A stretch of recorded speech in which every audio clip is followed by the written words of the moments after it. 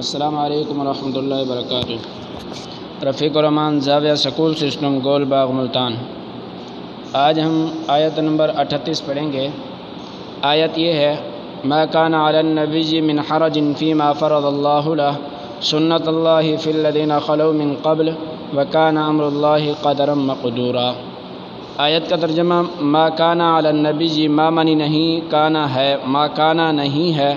علی النبی نبی صلی اللہ علیہ وسلم پر، من منی سے، من حرجن کوئی گناہ، حرج کہتے ہیں گناہ کو، کوئی مضائقہ، کوئی تنگی، من حرجن کوئی گناہ نہیں ہے، فی منی میں، ما اس چیز میں، فرض اللہ، فرض منی مقرر، فرض اللہ جو اللہ نے مقرر کر دیا، لہو اس کے لیے یعنی نبی صلی اللہ علیہ وسلم کے لیے اللہ نے جو چیز مقرر کر دی ہے اس چیز کے اندر نبی علیہ السلام کے کرنے میں کوئی گناہ نہیں ہے۔ سنت کہتے ہیں طریقے کو، عادت کو، دستور کو۔ سنت اللہ، اللہ کا دستور رہا،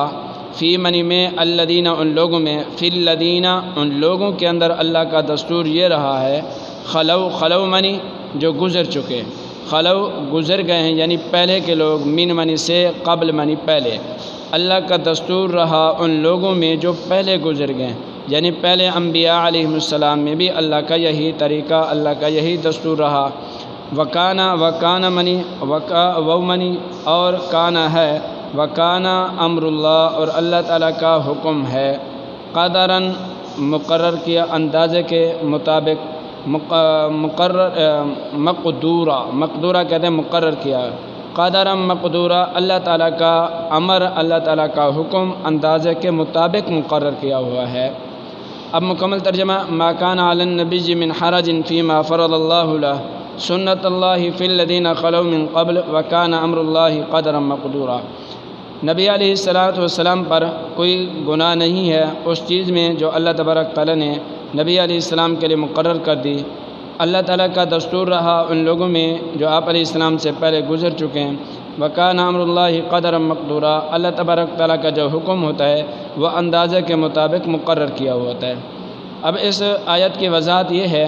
کہ اللہ تبارک تعالیٰ یہ فرما رہے ہیں کہ جو چیز اللہ تبارک تعالیٰ نے نبی علیہ السلام کے لیے حلال کر دی ہے، لوگ اگرچہ اس کو اچھا نہ سمجھتے ہوں تو نبی علیہ السلام کے اس کام کے کرنے میں کوئی گناہ نہیں ہے، کوئی حرج نہیں ہے، کیونکہ اللہ نے حلال کر دیا۔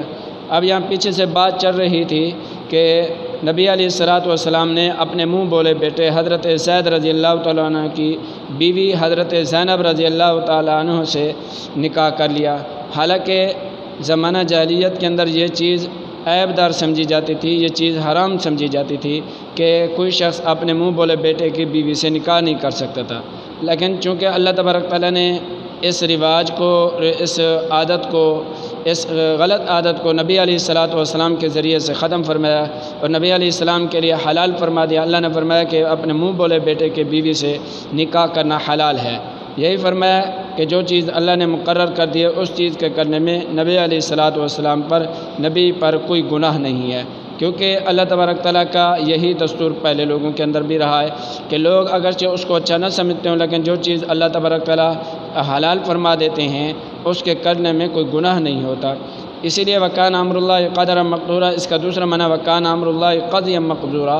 یعنی اللہ تبارک تعالیٰ کا جو فیصلہ ہوتا ہے وہ اندازے کے مطابق درست ہوتا ہے۔ اللہ تبارک تعالیٰ جو فیصلہ فرماتے ہیں وہ درست فرماتے ہیں، اس کے اندر کسی قسم کی کوئی کمی یا کسی قسم کی گنجائش یا کمزوری نہیں ہوتی۔ یہ آج کا ہمارا لیکچر ہے۔ اس سبق کو آپ نے اچھی طرح یاد بھی کر لینا، الفاظ معنی بھی اور تھوڑی سی تشریح جو میں نے آخر میں بتلائی ہے اس کو بھی اچھی طرح یاد کر لینا۔ السلام علیکم ورحمۃ اللہ وبرکاتہ۔